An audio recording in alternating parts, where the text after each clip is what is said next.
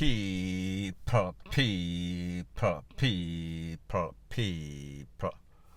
Que pasa, suck, say what they do. Now, people, this part of the video is called In 2 Short Years, the Life and the Quest for a Green Card for a Jamaican 30-year-old Olivia Raimo, R-A-I-M-O, turned from bad to worse. From hoping for a green card, an American dream went way left. I am speaking about an incident that occurred in March of 2020, in which this Jamaican lady, she married her husband. However, that husband was 74-year-old. They had an interview with Immigration and Customs, and on that fateful day, they met with their lawyer. Their lawyer met with the immigration people that did the interview. However, people, when they did that interview, they were told that the possibility or the probability of getting a green card and this marriage being proved to be legitimate is really 0 to none. So basically, them flunked the interview. Basically, the immigration or the relevant authority determined that this was a business marriage, this was a sham, this was a scam. There is no source of love, there is no source of relationship. Now, people, it seems as if on that day when they did the interview, the man did not remember his line. He forget the script, meaning the husband, 74-year-old. So therefore, he might have been a little senile. He might have had some sort of memory loss because, people, let's face it, the older that you get, you lose some memory. However, people, the truth and the fact is that this was an interview that was going to be an epic failure because it was going to raise all sorts of red flags. So therefore, whenever you stepped in or they stepped in, the immigration officer, being a skeptic from day one, is going to look at it and say, hold on a minute.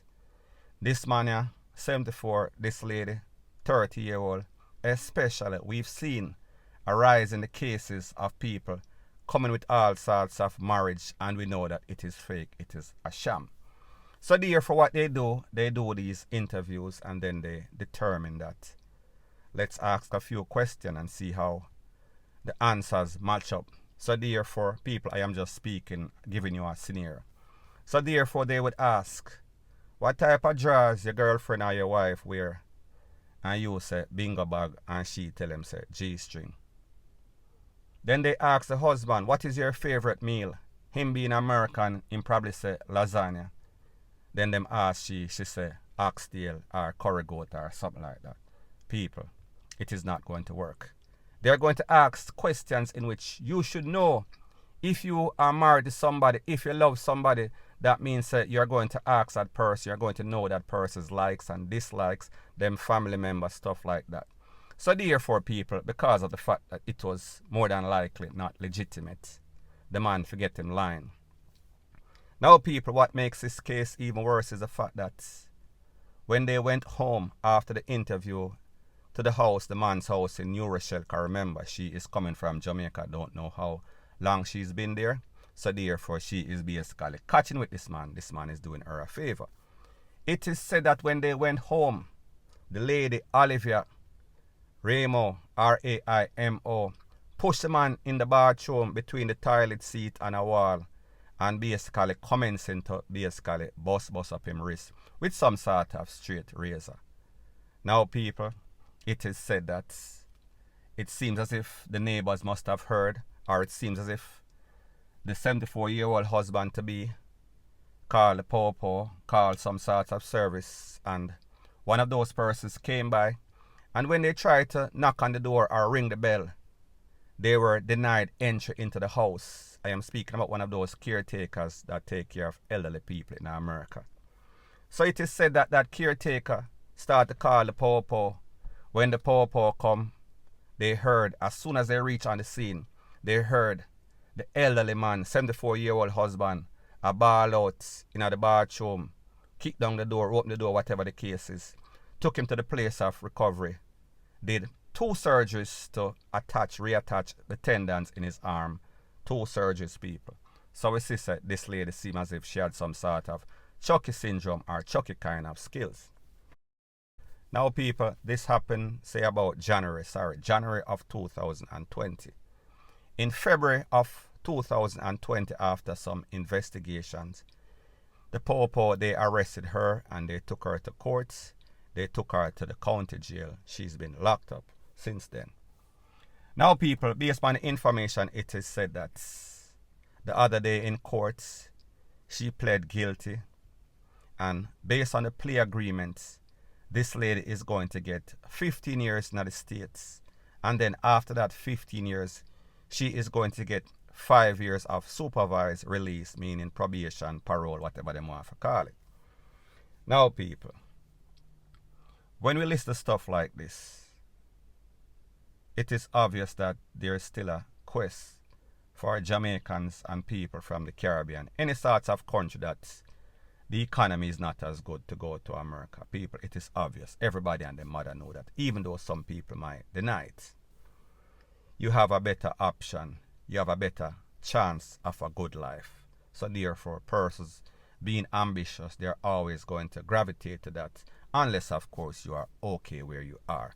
Unless, of course, you are weighing the pros and the cons and say that, listen, wherever I am at, Jamaica, Bahamas, Trinidad, wherever, I am okay where I'm at. So therefore, I leave it like that. Now, people, this is the thing. This thing called business marriage or marriage for a green card has been going on for a very long time. Back in the 80s, 70s, 60s even. However, people, we see say, the worse the economy of countries like Jamaica gets, is the more the requests, the more that people want to run away, the more things that persons are going to try. So therefore, the immigration in America, whoever is doing these interviews, they've gotten so many cases in which it seems as if these people, they don't know each other, none at all. So therefore, they have up all sorts of red flag, and whatever you do, they are going to be skeptical. They are going to make sure that you dot all the I's and cross all the T's, whatever the case is, and that it is legitimate before they are going to grant you any sorts of residence, temporary green card, then citizenship after you qualify after 5 years or so. So people, me just say, at the end of the day, we cannot beat persons from trying. However, you have to be legitimate. You have to be a decent person. You have to go about things the right way. And people, I understand that people do it. A lot of people do it and them get through. However, people, if you're not on top of your game, meaning that you don't know your lines, meaning that you don't show any sorts of emotion as a man and his wife do, a woman and her husband do, they are going to look and they are going to see through it, because now they are more vigilant. It is not like back in the days wherein you can just go and do some sort of interview when things are kind of easy back in the 80s. 2021, especially after that Orange Man, things kind of change up. You understand? Especially when this country is going through all sorts of economic stuff as it pertains to this big C. So therefore, whoever them get, they want to make sure that that person doesn't have any sorts of criminal intention and get there legitimately. Now, people, as it pertains to this lady, Mrs. Olivia Raimo, R-A-I-M-O, 30-year-old. For somebody to do something like this to this elderly man, this person obviously have some sort of anger management problem, have some sort of temper problem, have some sort of criminal background, because people, it does not take the average person to do something like that, regardless of whatever happened. So people, me just say, this interview must have gone way left for certain reasons. It is either Mr. the husband did not really like this lady. It is either he was not given what he was promised, meaning monetary, or you give me some of this and me give you some sort of citizenship or green card or temporary green card, whatever the process is. So people, me just say, maybe this man was not given the perks in which he was supposed to get He did not get to touch some of this, finger some of that, squeeze up some of this, cock up some of this, jack up some of that, people. Me no know. I don't want to sound insensitive, but however, people make all sorts of promises, and like them say, a promise is a comfort to a fool. So therefore, maybe when this man went to the immigration, he did not actually forget his lines. Maybe he deliberately make sure that this thing went way, way left. And it was kind of obvious to the immigration, and it was kind of obvious to this lady. And we saw that the immigration people tell them, listen, this does not look legitimate. You have 0 to 0 chance of getting any sorts of temporary green card, any sorts of green card, not even to mention any sorts of citizenship. So therefore, this lady kind of got ticked off. This lady kind of got PISSED off. So people, at the end of the day, let this be a learning experience to persons who have the quest for any sorts of temporary green card, any sorts of citizenship in America.